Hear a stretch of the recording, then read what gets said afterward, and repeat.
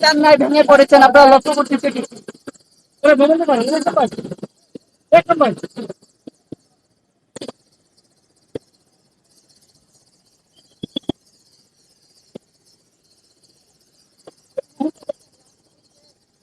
কিন্তু গাড়ি রয়েছে, সেই গাড়িতে করে তোফায়েল আহমেদ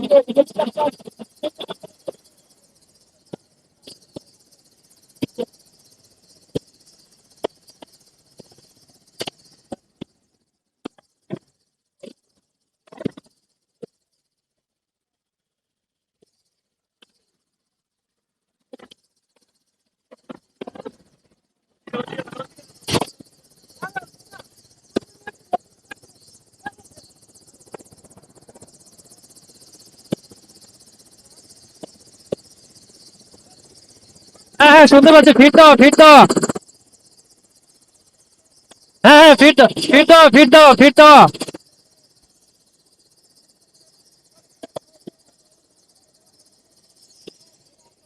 আচ্ছা, শুরু করবো,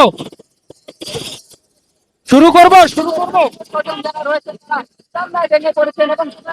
কিছুক্ষণে আপনারা দেখতে পাচ্ছেন যে ভোলার এক আসনের সাবেক সংসদ সদস্য এবং সাবেক মন্ত্রী তোফায়েল আহমেদের মরদেহ হেলিকপ্টার যোগে ঢাকা থেকে কিছুক্ষণের মধ্যে ভোলার হেলিপ্যাডে এসে পৌঁছেছে।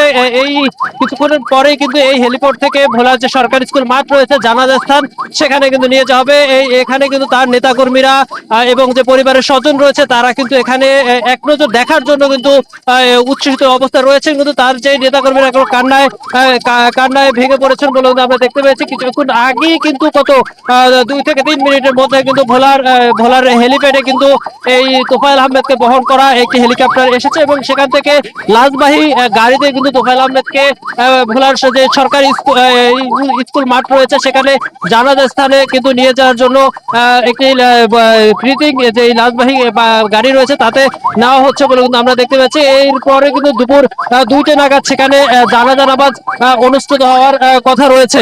তো আমরা দেখতেই পাচ্ছেন যে ভোলার এক আসনের সাবেক সংসদ সদস্য, প্রায় 9বার নির্বাচিত এমপি ভোলার যে বর্ষিয়ান নেতা তোফায়েল আহমেদ যে গতকাল ঢাকার স্কয়ার হাসপাতালে দুপুর 3:30টা নাগাদ ইন্তেকাল করেছেন। তার পরপরই কিন্তু ঢাকায় একটি সন্ধ্যা নাগাদ একটি জানাজা অনুষ্ঠিত এবং দ্বিতীয় জানাজা ভোলার সরকারি স্কুল মাঠে দুপুর 2টা নাগাদ অনুষ্ঠিত হবে। তারপরে জানাজার শেষ হওয়ার পরপরই কিন্তু ভোলার সদর উপজেলার দক্ষিণ দিগুলদি কোরালিয়া গ্রামে তার নিজ জন্মস্থলে কিন্তু গ্রামে কিন্তু তার বাড়ির সামনে কিন্তু তৃতীয় জানাজা অনুষ্ঠিত হবে। তারপরই কিন্তু তার মায়ের পাশে তাকে দাফন, মায়ের কবরের পাশে তাকে দাফন করা হবে বলে কিন্তু আমরা জানতে পেরেছি। তো তিনি আরেকটা বিষয় আমরা আপনাদের জানিয়ে রাখি, তোফায়েল আহমেদ কিন্তু জীবিত অবস্থায় কিন্তু ওসিয়ত করে গিয়েছিলেন।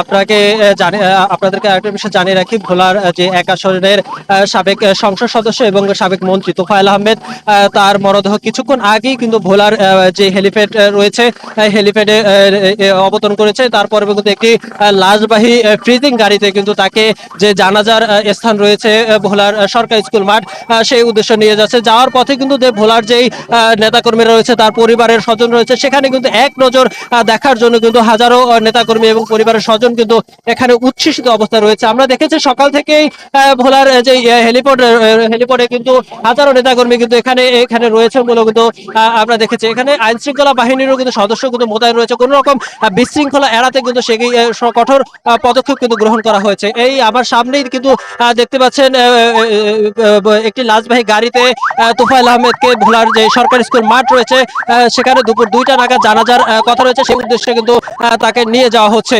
এর পরপরই কিন্তু আমরা যতটুকু জানতে পেরেছি ভোলার এই সদর উপজেলার দক্ষিণ দিগুলদি ইউনিয়নের কোরালিয়া গ্রামে তার গ্রামের বাড়িতে তার মায়ের পাশে কিন্তু মায়ের কবরের পাশে তাকে দাফন করা হবে এবং সেখানে কিন্তু আরেকটি জানাজা নামাজ অনুষ্ঠিত হওয়ার কথা রয়েছে বলে কিন্তু তার পরিবারের সূত্রে জানতে কিন্তু কিছুক্ষণ আগে কিন্তু আমরা দেখতে পাচ্ছি তার একমাত্র মেয়ে ডক্টর মুন্নিজামান কিন্তু সে এই গাড়িতে রয়েছে। তিনি গাড়িতে রয়েছে কিন্তু আমরা দেখেছি। এছাড়াও যে এখানে তার সাথে কিন্তু আইন শৃঙ্খলা রক্ষা বাহিনীর সদস্যরা কিন্তু এখানে কথা বলতে কিন্তু আমরা দেখেছি। এর সাথে কিন্তু আপনাদের জানিয়ে যাই তার পরিবারের অন্যান্য সদস্য কিন্তু গতকালকে লঞ্চে কিন্তু ভোলার তার নিজ গ্রামের বাড়িতে এসে পৌঁছেছিলেন। এখন কিন্তু এই হেলিকপ্টারে যোগে তার পরিবারের যে তার মেয়ে রয়েছে এবং মেয়ের জামাতা রয়েছেন তিনি সহ প্রায় কয়েকজন এসেছেন এবং আমরা এখন দেখতে পাচ্ছি তারা কিন্তু ভোলার যে সরকারি স্কুল মাঠ রয়েছে জানাজা স্থান সেই উদ্দেশ্যে কিন্তু তারা যাচ্ছে। তা এই সেখানে জানাজা নামাজের পরপরই কিন্তু সব ভোলার যে আবহাওয়া জনগণ রয়েছে নেতাকর্মী রয়েছে তাদের মাঝে তোফায়েল আহমেদকে এক নজর দেখার জন্য কিন্তু উন্মুক্ত করার কথাও কিন্তু আমরা জানতে পেরেছি। তো সবসময় বলা যায় যে ভোলার যেই ভোলার সাবেক এমপি ভোলা 1 আসনের সংসদ সদস্য এবং ভোলা 1 এবং 2 আসনের পরপর 9 বারের নির্বাচিত সংসদ সদস্য তোফায়েল আহমেদকে কিন্তু ভোলায় আনা হয়েছে। কিছুক্ষণ পরে জানাজা অনুষ্ঠিত হবে, তারপরে তার গ্রামের বাড়িতে দাফন কার্যক্রম সম্পূর্ণ করবে। তো সর্বশেষ খবর জানতে কিন্তু এখন টেলিভিশনের সাথে থাকার জন্য